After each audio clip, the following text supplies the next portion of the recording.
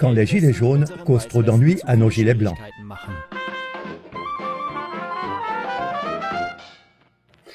Sur le portail internet Rubicon, le 18 décembre 2018, le sociologue et politologue Ulrich Miss a exprimé de manière satirique et sérieuse son opinion sur l'attaque du marché de Noël de Strasbourg.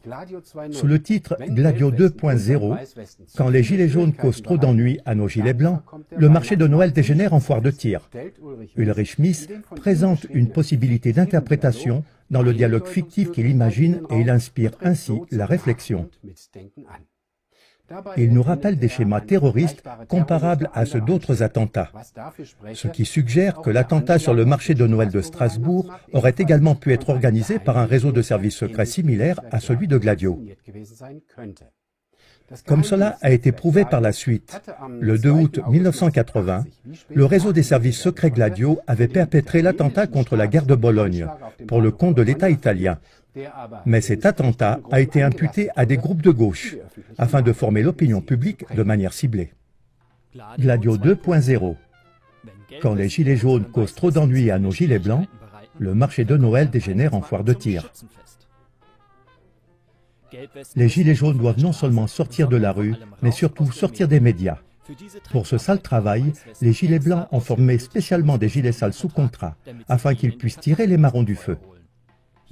Voici des bribes de l'enregistrement d'une conversation secrète imaginaire qui a eu lieu quelques jours avant l'attaque de Strasbourg et qui a été transmise à Rubicon par des milieux bien informés. À l'évidence, il s'agissait de la dernière coordination entre les agents des différents départements. Peu de temps après, selon la version officielle, Shérif Shekat transforme le marché de Noël de Strasbourg en une foire de tir abominable d'un genre particulier. Alors les gars, le numéro avec les camionnettes et les camions, on l'a fait assez souvent. La centrale veut qu'on fasse les choses différemment maintenant. Absolument. Un autre numéro comme Nice ou Berlin ne serait vraiment pas bon. Trop de gens au courant, trop de désagréments. Nous devons parier sur l'individu islamiste fou, auteur de l'attentat. Oui, un auteur individuel, c'est exact. Ça va dans la bonne direction. Un auteur individuel. On va arranger ça. Alors on liquide Shérif Shekat, un petit fumier avec toute une liste de crimes. Une trentaine de crimes. Toute la gamme de A à Z.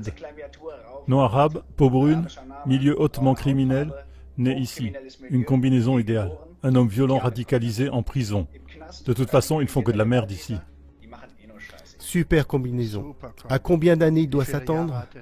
Et combien on lui a offert comme remise de peine? Oui, le contact lui a promis l'immunité s'il le faisait. Plus 50 000 $, un nouveau passeport et un billet pour le Maroc. Et où, maintenant? Strasbourg ou Colmar? Strasbourg, c'est fixé. Un marché de Noël super. Est-ce que Shérif a une consigne sur combien de personnes il doit amener?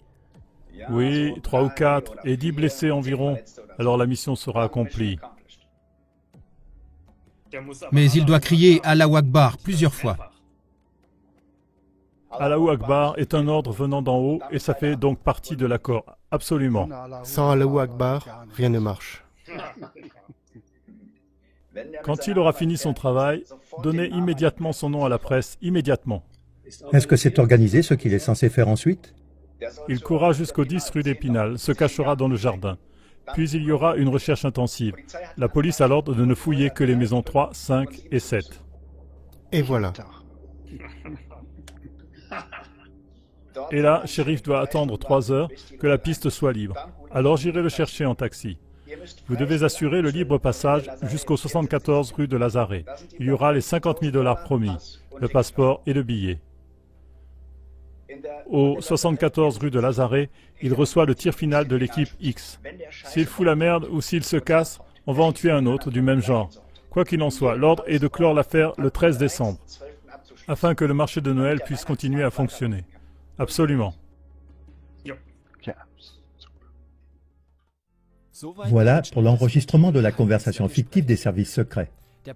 Le contexte politique est que les Gilets blancs français ne veulent pas que les Gilets jaunes leur mettent des bâtons dans les roues, dans leur mise en œuvre de leur agenda néolibéral, dans la désintégration de la société, dans leur folie de privatisation et d'appauvrissement du peuple. Après tout, tout devrait prendre son chemin radical de marché néo-féodal ordonné. Mais par ailleurs, toute la production de la peur et la stratégie de tension ont été en vain, parce que les Gilets jaunes continuent.